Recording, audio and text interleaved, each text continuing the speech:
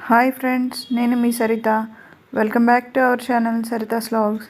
మనం రెగ్యులర్గా దోస పిండి, ఇడ్లీ పిండి చేసుకుంటూ ఉంటాం కదా. అలా కుదరకుండా ఒక్కటే కనుక ఇడ్లీ పిండి రుబ్బుకున్నప్పుడు నేను చెప్పినట్టు చేసి చూడండి. మీకు ఇడ్లీతో పాటు దోశ కూడా వేసుకోవచ్చు. నేను ఇక్కడ 3 days పాటు ఇడ్లీ వేసుకున్నాను ముందు.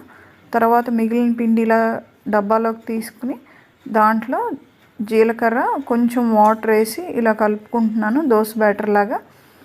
నేనైతే గ్రైండ్ చేసేటప్పుడే ఉప్పు కూడా వేసేసుకున్నాను కాబట్టి దీంట్లో ఉప్పు యాడ్ చేయట్లేదు. మీరు రుబ్బేటప్పుడు ఉప్పు వేసుకోకపోతే ఇప్పుడు వేసుకోండి.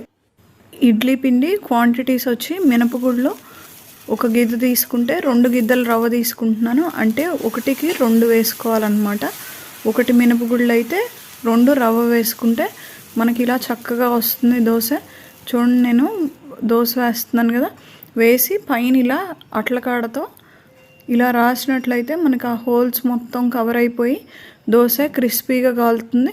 తర్వాత ఆయిల్ వేసుకుని ఇలా నేను ప్లెయిన్ దోశ తీసుకున్నాను. మనం ఉల్లిపాయ దోశ కానీ లేకపోతే మసాలా దోశ, ఎగ్ దోశ వేటికైనా కూడా పనికి వస్తుంది. మీకు దోశ పిండి ఎలా వాడుకుంటారో సేమ్ అలా వాడుకోవచ్చు.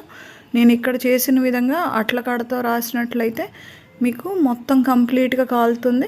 ఇలా ఆనియన్ వేసి ఫోల్డ్ చేసుకున్నా కూడా మనకి దోశ హోటల్ దోశలాగా వస్తుంది. చాలా క్రిస్పీగా కూడా ఉంటుంది. ఈ ఇడ్లీ పిండిలో ఉండే ఇడ్లీ రవ్వ వల్ల మనకి దోశ కలర్ బాగా వస్తుంది అండ్ క్రిస్పీగా కూడా వస్తుంది రవ్వ వల్ల. చూడండి ఎలా వచ్చిందో కలర్. మనం ఇంకా నేను ఏమీ వేయలేదు, మెంతులు కానీ అలాంటివి. మనం దోశలో మెంతులు అలాంటివి వేసుకుంటాం కదా, చక్కగా వస్తుంది. ఇక్కడ నేను సర్వ్ చేసింది అల్లపు చట్నీ, హోటల్స్లో ఇచ్చేది. ఆ లింక్ నేను డిస్క్రిప్షన్లో ఇస్తాను. నా ఐడియా కనుక మీకు నచ్చినట్లయితే తప్పకుండా లైక్ చేసి షేర్ చేయండి. Thanks for watching my video.